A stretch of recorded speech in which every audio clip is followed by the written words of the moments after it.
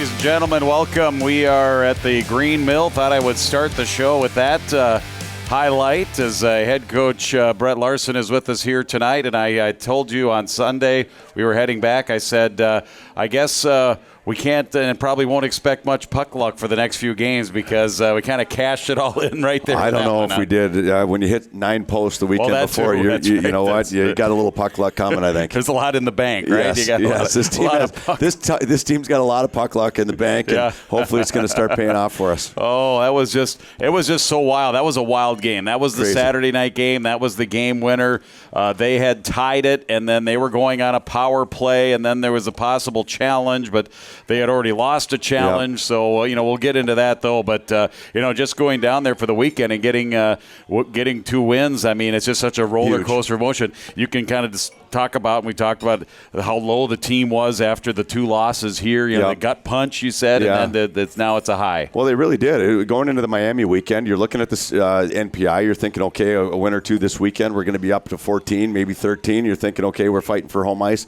All of a sudden, you lose 2 games to Miami, and you're thinking, holy cow, we're battling to make the playoffs. This team is so tight this year that the distance between 4 and 9 is almost nothing. Mm-hmm. And so to get right back on the horse, get the 6 points, put us back in the home ice race, it was really important. Being only 2 points out of home ice right now with 4 games to go is a good spot to be in. We'll talk about Saturday's game. We had the highlight there. We'll get into that one later. We'll go in chronological order. First of all, Friday night, just tell me about the start of the game. Obviously, I think you said on the pregame show, get off to a good start, strike first, and you did after a scoreless first period. Starts were great both nights, to be honest. We were ready to go each night. The guys were dialed in, and maybe it's going back to the weekend before. Maybe it's going back to that gut punch feeling, but there was a sense of desperation of this team this weekend, and they came out on their toes both nights. I thought we really established our game early both nights. We spent a lot of time in their end. Our forecheck was really good. Our ground game was really good. You could tell that we were ready to go both nights. Yeah, so, and Tyson Gross, I mean, he gets on the board in the second period, shorthanded goal. I mean, that's the way to start, too, because, that's the old double-edged, the double whammy there. Yeah. You grab momentum and take it away from them on the power play. They think they might get it on the power play. Finn Loftus makes a great play to Grosser going to the net. Shorthanded, and obviously gave us the momentum. And, that building is first time we ever played there. Certainly a momentum building. Boy, when they scored, that place is rocking. Right. High-energy building. So it was nice to play either even or with the lead a lot this weekend. I think that helped us a lot. Yeah, and they've got a thumping sound system, but you expect that for a building that had an NHL team in there for a couple of years. Yeah, they put some money into that thing for sure. They certainly did. So it's 1-0, and then, it was a back-and-forth weekend the whole weekend. I mean, it was just riveting hockey. And I think Arizona State tied it, and then Tyson scored again. And then Werner, it's close. They pull the goaltender and you get 2 empty netters for a little breathing room. Yeah, which is nice. Those empty netters mean a lot, to be honest. You want to be able to breathe a little bit at the end of the game. It also makes you feel like you put a stamp on the win. You're not just hanging on. They're all over you. You feel like you kind of stamped that. Right. And I did. I believed, looking at the analytics, how we felt. We played a great road game. As good a road game as we played this year to get that done. Yes, and then the 2 empty netters are Werner and Austin. Werner has 2 of those now here this year. And the Gross goal, the second one, which proved to be the game winner, that was just a nice play. And we can talk about this now, too, as well, putting the big 3, as we like to call them, the top 3 scores on the same line, kind of stack it up there for that line. And it paid dividends, it appears, this weekend. It obviously got the game winner for us. Yeah. They created a lot of offense. I thought they had a really good weekend. So, I really like the lines this weekend. We've been really trying to find the right combos. We went back to some old things that worked early, some things that we liked. I really liked how the lines meshed out this weekend. And that goal there was a good job by Barrett, who kind of battled his way through some stick work. He won a really tough stick battle. Really tough stick battle to make that play to Bernie, who made a nice little quick play to Grosser, and it's in the net to get the lead. And we can't talk about Friday's game without talking about the drama before the game, where you're going to start Jan Shostak, all set, ready to go. Jan's going to start, and then he gets a little stomach bug or something and can't go. It's kind of gone through the team here and there. I had it at 1.2. It's a bad one. And so basically, we had submitted the starters that had already gone up to the press box. We're all set to start Jan. And we have an old saying, it's just, we always just say the Huskies never panic. They never panic no matter what, whether our video doesn't work, whether the plane doesn't show up, whether the meal's not there. We kind of just say, hey, we got to roll with whatever's going to be thrown at us, and you got to learn how to deal with adversities when it's thrown at you. And I just walked in the locker room, said, hey, Huskies never panic. Patty, you're starting. Let's go. And it was funny. Patty just sat back, put a towel over his head, closed his eyes, and he just started mentally preparing and went out and played great. So, I really loved it. I actually think it may have given our team a little of a jump. Just hey, we need to really go. Right. You know what? Patty hasn't really prepared to play. The backup goalie always says they prepare like they're going to play, but mentally it's not quite the same thing. Here's the story. So I go up. I went out to have lunch with friends on Friday, and then I come back, and then I went to the rooftop, where they've got a pool and a bar, and then our scratches are up there. And then there's Patty. Yeah. Pat. Oh, yeah. So he's up there, just lounging, aside of the pool because he knows he's not starting. Yeah. And then all of a sudden he is starting. He gets the start. So, and I think it was a good omen because he actually made a save on Thursday, if you remember. R.J. Engel almost left his nice Team USA water bottle on the bus that brought you down from St. Cloud to the airport. Yep. And R.J., as he's scrambling, is going, "Where's my water bottle? I got to call the bus driver. I need to get that water bottle." And here comes Patrick Berzins with the bottle right there. And I go, "That's his first save of the weekend." Yep. And then he ends up making 70-some saves. He just really played great. Yeah, he did. So what is the procedure with that then? Because Jan stayed in the locker room. Yeah, so we still needed Jan available. Okay. The only other option had been if Patty got hurt, you have to take a timeout. You lose your timeout, and you have to send a player to the dressing room to put on one of their gear that's never played goalie before. And we thought, and Jan thought, to be honest, he couldn't be too far from a toilet. And, hey, that might be a good deterrent. You might put that guy in the net. We left him in the locker room, and because you asked me what I was talking to the refs about when I was going on the ice. Yeah. We didn't know if the rule was he had to be out on the bench or we could leave him in the locker room. So they agreed, and I don't know if there's a rule or not, but their coach agreed too. It's okay, leave him in the locker room.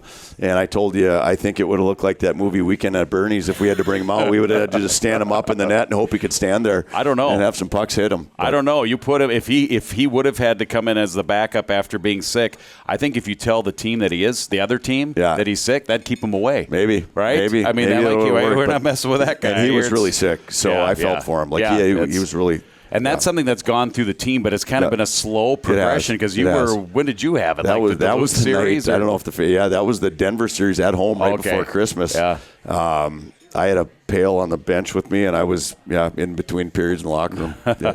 And then you thought maybe you might have to give a call to the Jimmy Gray Express. Yeah, get him there again. Back. Exactly. Yeah, exactly. But it was okay. Jan got better then, and then. Jan would not have felt great had he had to play Saturday, but fortunately he didn't have to. And I think that inspired Patrick's too because he knows, okay, I don't have a backup. Yep. I got to go out there and play my best. You know what? And make sure. I never disagree with you. No. Very often, but I'm going to disagree with you on this just from a standpoint of the more I've got to know Patrick Berzins, he thrives on the Huskies never panic. This kid just seems like he's always he's always ready. He's never rattled. Whatever you throw at him, he's going to be there. He just seems to have a really, really good kind of pulse and feel for things that way. I think that was the sharpest I've seen him, though. Yeah. I think watching game that up close, some of the combination saves that he made. Yep. There were two of the goals that he allowed in over the weekend were like third attempts. Yeah. He made the first save, made the second save. Then it's a lot to ask the goaltender to make that third one. For sure. But and I'm kind of joking around, disagreeing with you. I agree that a lot of those things, but he has a very even keel about him. Yeah. Which I think is so he's not too high, not too low. No. Doesn't matter what's going on. He's pretty much got that same approach. Exactly. Jan's not that way. Jan is the exact opposite. Jan is the exact opposite. But it's good to have. Yeah, exactly. Right? It's good to have. Jan is very emotionally driven, up, down, high compete. They're two totally different goalies that way. So what was the feel after the game? You guys win, exciting 4-1. there was Friday? excitement, but I think there was also a feel, hey, we put ourselves in this position a couple times and we haven't cashed in on Saturday. It's time to cash in on this. When you win on Friday, you want to make sure that, it's funny. You always say a split on the road is good, but not when you win Friday. You know, when you win Friday, you want that one Saturday. Split on the road is only good when you win on Saturday.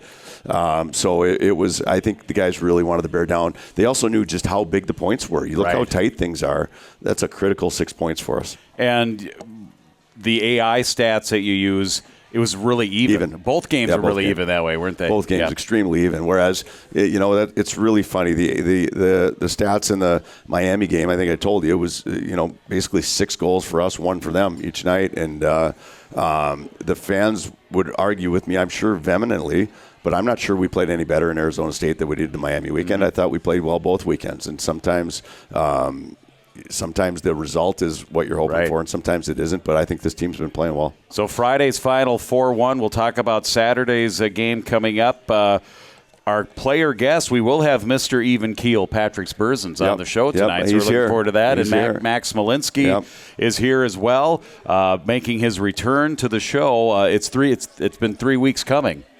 Well, he claims Max. He had a little accident on the way coming in last time. Even tonight? No, he's here tonight. Okay. He's here tonight. But you'll have to ask him about running out of gas. And Oh, he ran out of gas. I figured it was something like that only a mechanic could fix. Well, then you'll have to ask him the story, because the rumor floating through the locker room is that he ran out of gas, and Grant Ashawn had to show up to help him push his car to the gas station. Grant pulled his groin and missed the rest of the week of practice. I don't know if that's totally true or not, but lower body. He'll be able to tell you. Yeah, lower body injury.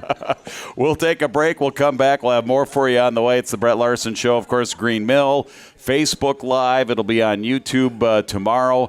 It'll be on some of the other podcasting type forums for you as well. And, of course, on the Varsity Network app right here on the Brett Larson Show. And this is Huskies Hockey from Learfield.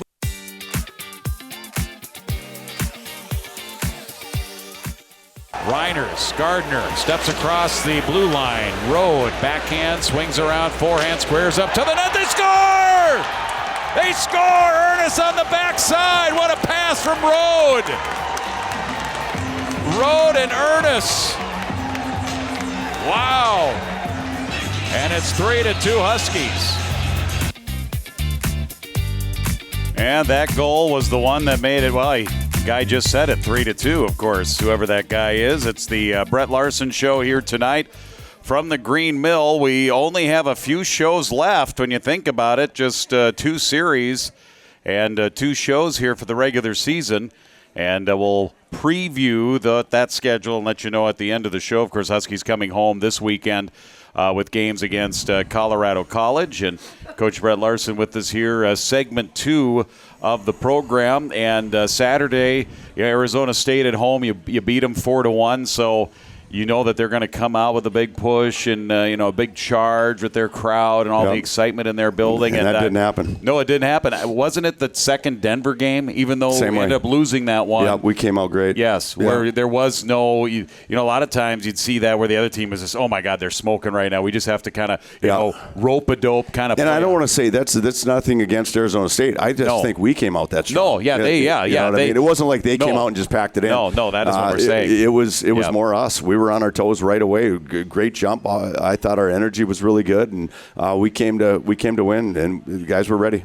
They got the opening goal, though, on the power play, and then Max Smolinski with a nice equalizer, just kind of got the puck to the net, kind of slid on through. Yeah, well, it's kind of funny. Obviously, great shot by Max. I was glad I told him on the bus on Sunday morning. It was nice for him to put it in their net, because Friday night he put it in ours. So, it was the only goal, right? The Powell goal, You can only joke about that when you win. Right, so, yes. And obviously, you only do it with a guy that's playing well. So he's playing well and doing a lot of really good things for us. So we've had a few go, unfortunately, we've put a few in our net lately, but it was a really nice goal. I thought that the D moved really well together. It was a good shot, and if you look, it's really funny because one of our smallest guys, Gavin Thorson, was right in front of the net screening the goalie. The goalie was just kind of up trying to look around him, and so that screen was really important as well. Gross scored the first of his goals that night. Nice to get a power play goal. You got a variety of goals because you wanted to come in and score some 5-on-5. Yeah. And you did that, and you scored 2 shorthanded goals, a couple of empty netters, power play, so all kinds of variety. You know, we always say it's a race to 3 in this league. If you get to 3, you're hoping you can win the game, and usually you got to do that by a 5-on-5 goal or 2 and a power play goal. And it's nice when you get those shorthanders because that makes a huge difference. Played the highlight of the Noah Ernest goal, and you in the last few games you've reunited what we called the mini-mite line, Thorson, Rode, and Ernest. It seems like Rode and Ernest, Thorson's moved around a little bit, but Rode and Ernest, they're just a 2-man dynamic kind of duo together. They just keep getting better every weekend. And I was just talking to some of the people here at the show about it kind of, we're at our best when our guys just keep developing and getting better, and that's what we do. And you see it in Tyson Gross and Hall and Bernovic and those guys up front. Their development year to year, and you're going to see it with guys like Rode and Ernest as well. Those guys are going to be big-time offensive guys for us, and they're really starting to show here in the second half of the year that they're developing that way. So Ernest scores, third period. Here comes the drama, 4:59. You're up in the game, 3-2. They tie it with just under 4 minutes left to go. And then the penalty, which was, what was that penalty? That do we need to mention what it was on us? There was Noah, right? He went for it was hooking. A hook behind the net. Yeah, it was a hook behind the net. Yeah. But then he also because play continued, he also then, puck went up in the air. Arizona State had some good chances. Yep. And like I said, Patrick's was outstanding. You guys cleared the puck and you protected him and things like that. But on that delayed penalty, they got a shot, went up in the air. And Noah actually went up and got it with his glove, and we had some fear there that they were going to. My understanding was the crease goes to the ceiling, basically. Yes, it's like a plane. But Lenny does all of our challenges from up top. Lenny Hoffman, our director of hockey ops, so he talked to the league today, and they said no, it was above the crossbar, so that would have been okay. Oh, okay. That wouldn't have been a penalty. So. But it would have been a penalty had he grabbed it. It just wouldn't have been a penalty shot. Wouldn't have been a penalty shot. That's exactly. It. Okay. Wouldn't have been a penalty shot. Yeah. So that's their interpretation right now until I hear different. And the thing is that it wasn't called that on the ice at all, grabbing the puck or in the crease or whatever. There was no call on that play. No call, but they could have challenged it, but they had already challenged. The video was really difficult, too. That's probably why they didn't. Their guy up top was probably seeing it. You couldn't tell for sure if he grabbed it or not, or if he just kind of knocked it. So I think they were probably thinking it was 50-50. They had already lost a challenge. They don't have a timeout. They'd get a penalty if they're wrong. So it would have been a really tough call to make. You're talking about challenges. You guys had a successful challenge earlier in the game on an offside, which was outstanding. It would have tied it up. It would have. That was a big momentum swing for us, too. So and how clear was that? Really clear. That was a pretty easy call. That was one that wasn't even close. So they radioed down right away and said 100% offside, challenge it. Now they challenged one. Let's go back to Friday. They challenged one where was it on one of the empty netters? Goal. No. The Ernest. Well, no. They challenged. The one where went on a play. Was that Friday or Saturday? That was Friday. So that was a mistake by the officials. Actually, you're not allowed to challenge that. The puck had left the zone. They tried to say that it hit the netting up top. Should have been a stoppage of play. But the puck left the zone. Once it leaves the zone, that rule's done. So they went to the box to actually challenge it. The refs did, and the supervisor from up top told them this is a non-challengeable play. Okay. So that was it. All right. That's a good explanation. But they did challenge Ernest's goal on Saturday night for the kicking motion. Yeah. And there was not a direct kicking motion into the net. And we should remind the fans that back in the day, it was a no goal if you purposely turned your skate to knock it in. Even if there wasn't a kicking motion, that was illegal, but now you can do that with your skate. You can, as long as there's no distinct kicking motion. My opinion, and not that it matters at all, I think you should be able to kick it in. I think you should be able to kick it in, go off your skate, turn your skate, whatever, because then you just take all guessing out of it. You know what I mean? So if you can kick it in, it's a goal. Well, you can kick the puck because out. Now you can turn your skate, you can stop, you can do all these little things, and it's really hard to tell, whether you kick it or not. I know goalies don't like that rule. No. No, and you can kick it out in the regular part of the rink. Why not? But you still can't swat it in with your hand, though. Maybe someday. You can't high stick it in. I know you can't. No. All right. So let's break it down. Then they tie it, and then they get on the power play, and then it was just a good exit. You guys got the puck, and their goaltender. Now here's the ironic thing, because Patrick's did the same thing earlier in the game, right? Yes, he did. He tried to pass put it right on their tape, put it right on their tape. Yep. Now, we scored a power play goal for the fans that would have watched the game in Omaha on Jan doing the exact same thing, but he got it out. We got it up to the blue line, went in and scored on our power play.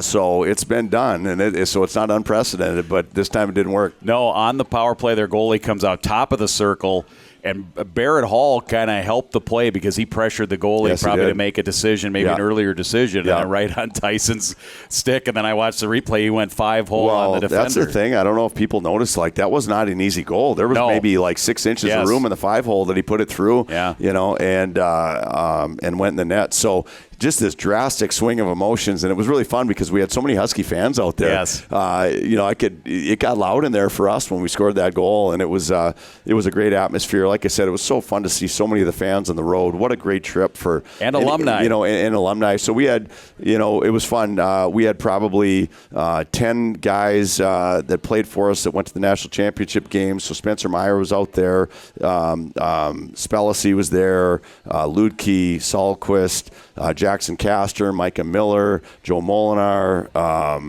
I hate when I start naming guys off. Aiden Spellacy was there. I saw Spellacy. There was a handful of those guys, so most of them joined us for our team dinner on Thursday night, which was a lot of fun. And those guys were out there watching a little hockey and going to the Waste Management Open. I think they had a good time. So now the funny thing is that one of the guys on the Arizona State team, Beck, actually played pro hockey last year with Jackson Castor. Is it Wheeling? I think it was with Wheeling. Yes. And Jackson was there because he's got an injury. He had a crutch. Yep. Jackson, unfortunately, is a lower body injury. We won't disclose it, but he's on the crutches right now. But, it was so fun to see those guys. They're great guys. They love the program. They're around a lot. And obviously a big part of building this thing. And a good group of parents there, too. Yeah, a lot of parents, a lot of fans. I would highly recommend the trip for anybody that can make it. We don't go next year, but the following year, that'll be an every other year trip. The hotel was right across the street from the rink. All the restaurants and everything were walkable. It was a pretty good, I would think, a really fun weekend for the fans to come out and watch it. If you walked to the rink, you had to do it in short sleeves. Walking in short sleeves. Yeah, let's not talk about the weather. We should they should probably. We're not gonna promote how. I thought it was crappy. Actually, it was very bad. I didn't like it. So. Well, I tried to. I was talking. Was it with? I thought it was really distracting. And if you went out there, you couldn't focus on hockey. That's right. It's not hockey weather. Not hockey weather. Let's not pump their program up too much. No, not at all. No. Yeah. Eventually, get some snow. Get up here. I actually felt good. I was disappointed. This is hockey weather up here. I was disappointed so much of the snow had melted. Yeah, exactly. We want it colder. To be honest, yes, yeah. Bring the polar vortex in now. All right, we'll take a break. We'll come back. We've got another segment with Coach. We'll preview Colorado College coming in here and we'll take a look standings, and things are really heating up and tightening up and all that. And again, Max Smolinski and Patrick Spurzins will be with us here on the show, the Brett Larson Show from the Green Mill. If you haven't been out here, check out the new remodeled floor and chairs and everything. It's a new look here at the Green Mill, and this is Huskies hockey from Learfield.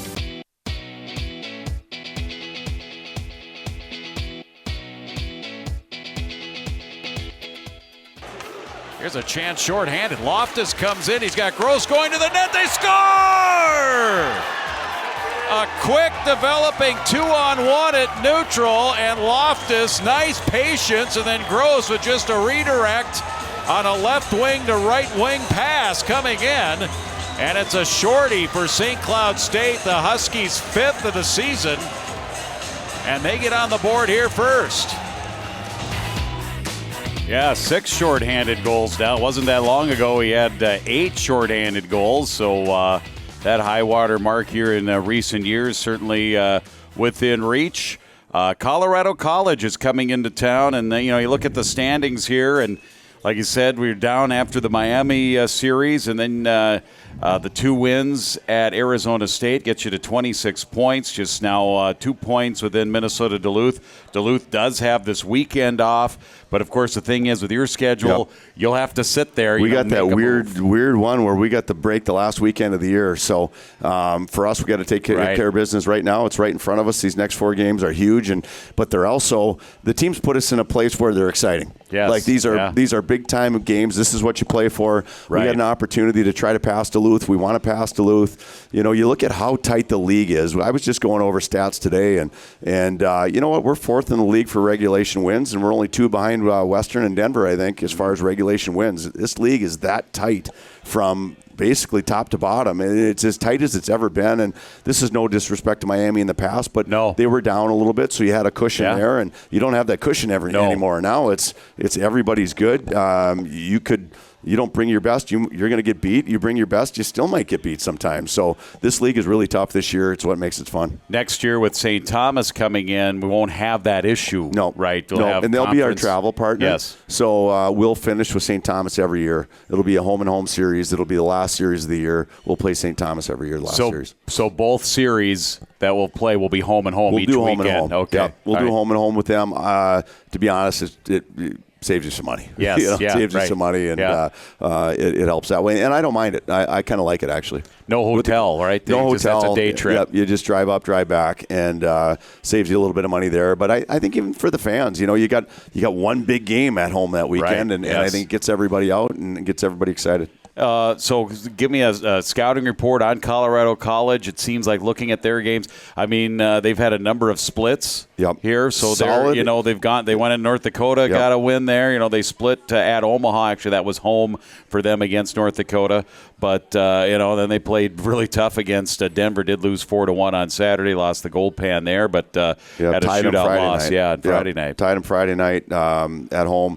What I see is a deep, solid team that plays very structured. They actually brought in a defenseman at Christmas that was playing pro that's now got 8 points in 10 games. He's been a real difference maker for them. He's added a lot of offense from their blue line. He's a Swedish kid, I believe, and that's been a big shot in the arm for him. So what I see from this team, again, is a team that is very deep, very solid, plays the game the right way. He's got a shot in the arm with that new player. They're tough just like everybody else. They're no different than UNO and Miami, Arizona State, anybody that we play. They're right there, and it's a huge weekend for both teams. So you'll kind of see it, 2 teams that are fighting for their lives right now because these points are critical. Right. That is just so weird when you say, we plucked him out of the ECHL or whatever. I can't even believe I just said that. No.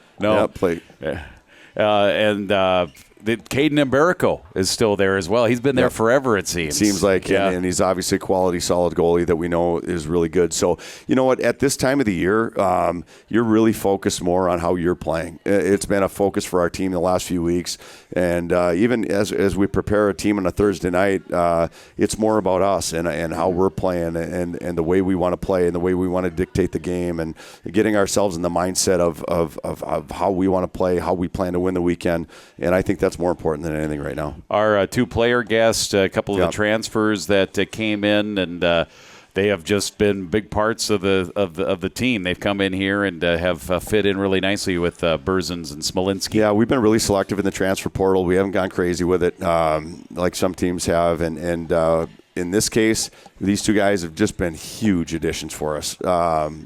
Huge. Like Max has come in and what's he got right now for points? He's probably getting close to 20 points. Yeah. Upper teens. I think our whole decor had 29 total last year, something like that. I mean, it's 18 for Max. 18 points right now, having a career year there. He's been good on the power play for us. He's playing top minutes with Cooper.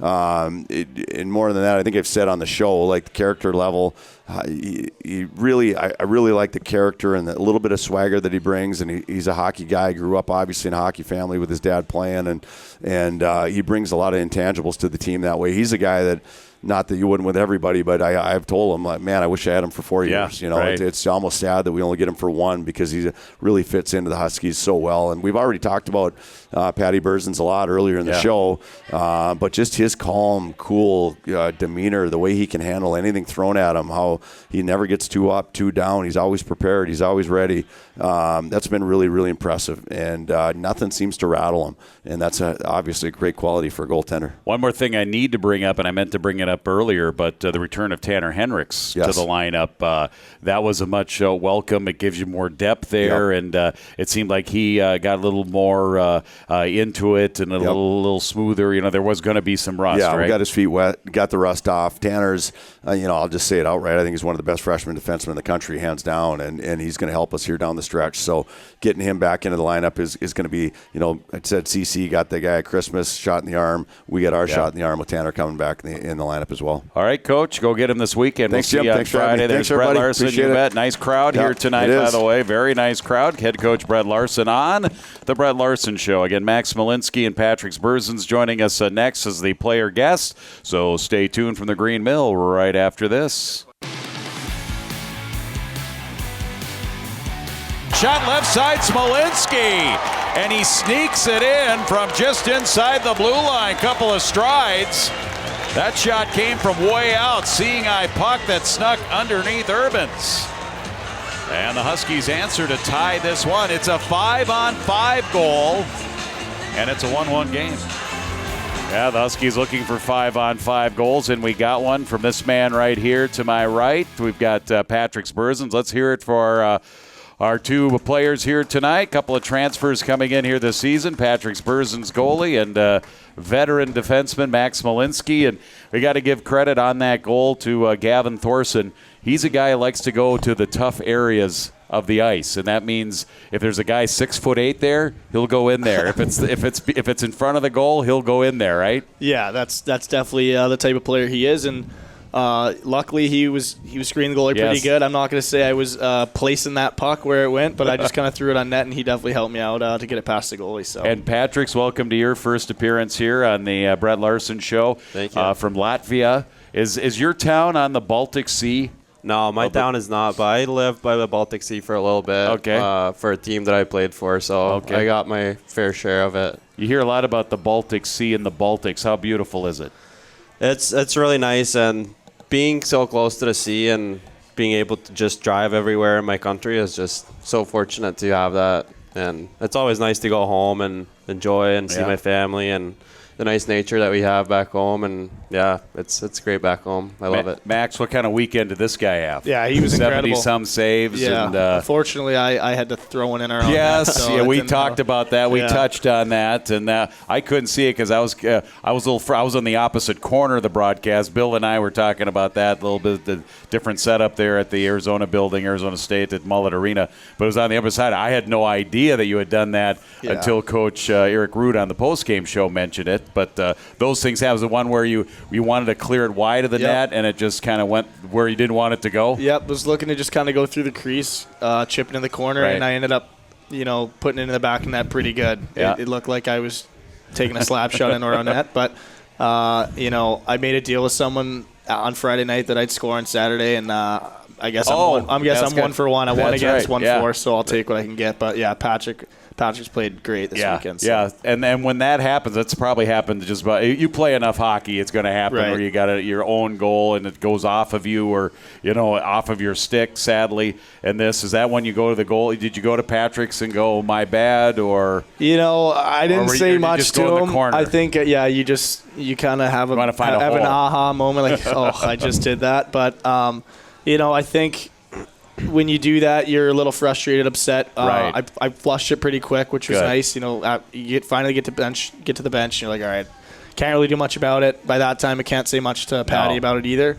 But you're confident in your team, and I was just saying, gosh, I hope we win this one, and we can look to what we're doing now and laugh about it. But sometimes you can't do that. You weren't laughing about it at the time, right? You just knew that that's part of the game, and sometimes puck luck doesn't go your way, but it certainly evened out on Saturday night. I mean, for sure. And also looking back at the film, like Smokes was just trying to do the right thing. Like he was just trying to put it in the corner, and I was trying to battle to get back into position. And looking from the overhead angle, you actually hit my skate, and then it went into the net. So it's technically off of you then. Yeah. So I scored. I don't know if we can do that, but I don't think we can give him that one. But yeah. Patrick's, you had a scenario in, was it the Saturday game, where you were scrambling around and actually one of their guys, their defenseman, I think Bozer, pretty big guy, you guys collided, he ran into you, and you were down for a little bit. What was going on there?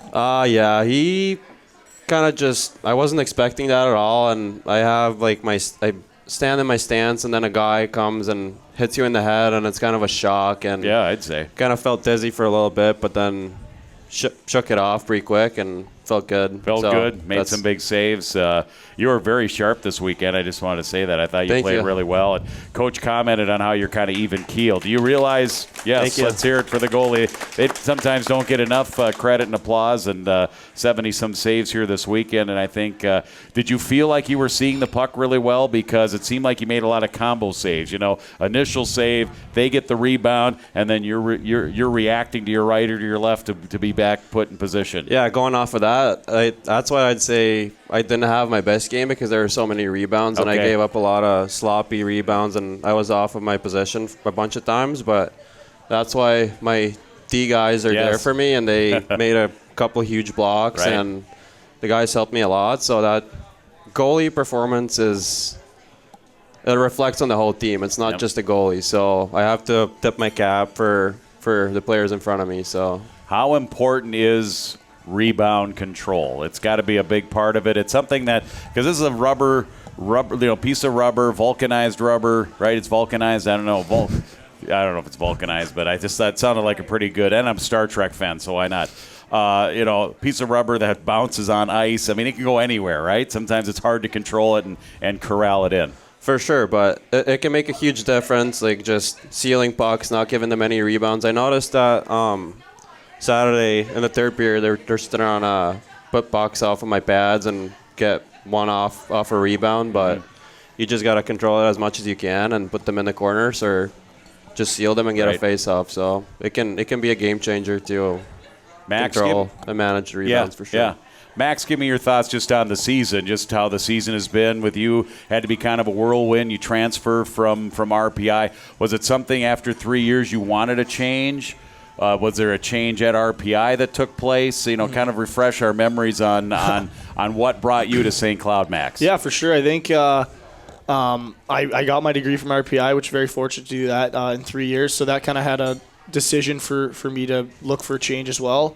But our coach also lost his job, so that was the final straw for me and made the process a little bit easier, not having to have meetings or any of that. So jumped in the portal and wanted to take it slow and took a couple of days, ended up talking to Larson on a Thursday. And it's one of those things when you kind of know, know when you know, right? You try to take it slow. I heard a lot of people out over the first couple of days. And then, not that any of the calls weren't great or what I was looking for, but you're just kind of waiting to hear from more, or maybe not more and more, but just something that kind of picks you like that. And talked to Larson in the morning, and I was like, all right, this is kind of everything I'm looking for, the opportunity, the culture, kind of being out in this area, being in this conference. And, I made that. I was going to wait till Friday to call him in the morning. And I'm like, you know what, might as well make the decision now, and did it Thursday night. So, no hesitancy with that decision. It's been, more than I was expecting, much more. And I've really loved it here. It's an honor and a pleasure to call myself a Husky. And I feel like I've been here for 4 years, even though it's been one. So, it's just such a great community here, and our team and the families, and it's just a special, a special culture and a great atmosphere. And the support from everybody here is second to none. So it's just been such a great experience. And you knew Tyson Gross, right? Yep. You had played with him in juniors, so you had a little bit of a connection there, right? Yeah. So we played together in Fargo, became pretty close, and then Lars texted me kind of saying that Grosser had said some nice things about me, and then I shot him a text, and it kind of just was something that fell in your lap, and it worked out, and now I live with Grosser, so it's been great. What house are you guys in? We live on 6th Ave. It's called The Crack. The Crack House. We've talked about these houses. Yeah, I know you're new here, but sorry. That goes all the way back to the Palings, and they gave that the name as the Chum Bucket. There's the Crack House, and then what's the third hub, one? The Hub. The Hub, that one's less of a controversial name, certainly, but and then for you, Patrick, for you coming, being at Maine. And only getting in a couple of games last year, so you're probably looking for an opportunity, right, to make a move here. And it's the first time you've been on the show, so tell us the story of your trek here to St. Cloud State. So my first year of college obviously didn't really work out the way I wanted it to work out, and I kind of felt like I'm not the goalie that I was in junior hockey. Like, I've kind of lost my game, so I thought that it would be a good thing for me to go somewhere else and find my game again. And Bernie, funny enough, we played with Bernie in Madison, and he played a big part in me coming here because I don't know what the conversation was, but me and Bernie were talking about something after a year, and he found out that I was in the transfer portal, and he was like, I'll put in a word for you with our coach. And I was like, all right, great, that sounds awesome. And then the next day, Larson reached out, and rest is history, I guess. Yeah, you've done a great job, but both you and Jan have been a very, very good 1-2 punch, certainly. Jan started out, and then, you took the reins for a little bit. Then Jan came in and played really well. And then we need to talk about Friday night, where I talked about with head coach Brett Larson. Jan is supposed to start. You're up on the rooftop pool, and I go up there I hadn't been up there yet, and I wanted to see because you can see kind of into their football stadium at Arizona State, the old Fiesta Bowl. It's for all the Tostitos, and it's right over there. And so I went and I look over, and there's Joe and Adam, the guys that aren't playing on Friday, and you're there, and I know you had a tuna sandwich or something, which you're not supposed to eat, and then I had a friend one time who ate egg salad and then went swimming. It was not pretty. Yeah. So you probably so I don't even think you got in the pool. Right? No, you didn't. You were just by the pool. Yeah. But there you are. So then you're thinking you're not playing, and then you mentally focused, right? Tell me how that whole thing came about Friday night. Yeah, it was actually kind of crazy. As you said, I was just relaxing by the pool with all the guys that were not playing that night, and then went to the rink. We play sewer, just kick the soccer ball around. Yeah. We call it sewer. Sewer, yeah. I played that all warm up long. Didn't prepare because I didn't think that I'd be playing. No. And then before we stepped out on the ice, Jan came up to me and he was like, get ready. You might need to go. And I was like, all right, I guess. I sat all day by the sun, just enjoying the nice weather in Arizona. And then I get the call that I need to play, but Joey actually gave me this little Celsius packet that I mixed in with the water, and I slammed down that thing, and I felt pretty good. So. All right, and that got you going. Then, of course, as we like to say, the rest is history. So we'll take a time out here. We've got one more segment with the guys here. Max Malinsky, Patrick Spurzins here. It is the Huskies and the Brett Larson radio show here live from the Green Mill. More after this. This is Huskies hockey from their field.